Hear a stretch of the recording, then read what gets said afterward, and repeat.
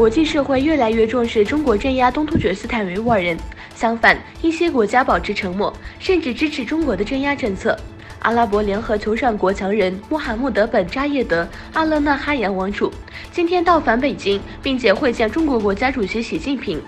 根据中国官方消息说，穆罕默德本扎叶德·阿勒纳哈扬公开支持中国在新疆政策，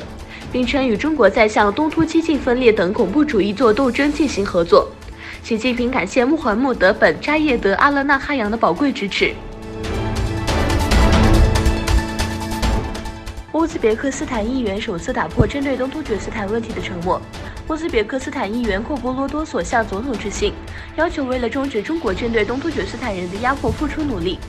他在社交媒体上表示，作为一名突厥人，作为一名乌兹别克人，我们不能沉默东突厥斯坦所发生的。他继续说，上帝赐予我们生存，而不是中国。多名乌兹别克斯坦议员对中国对维吾尔人的做法做出了反应，并表示应该保护维吾尔人的权利。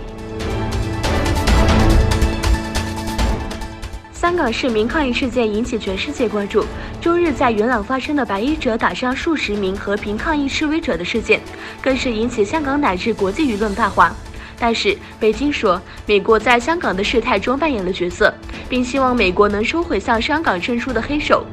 中国外交部发言人华春莹对美国提出严厉批评。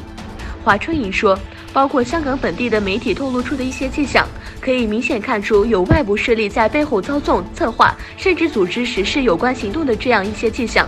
他指出，香港是中国的香港，中国绝不容忍任何外部势力插手香港事务，更不会容许外国来搞乱香港。我们奉劝美国趁早收回他们在香港伸出的黑手。在土耳其购买俄罗斯 S-400防空系统后，美国总统特朗普在白宫与共和党参议员举行会谈，讨论美国的土耳其政策。据报道，45名共和党参议员参加了会议。这次70分钟的会议重点讨论了美国的土耳其战略和实施制裁等问题。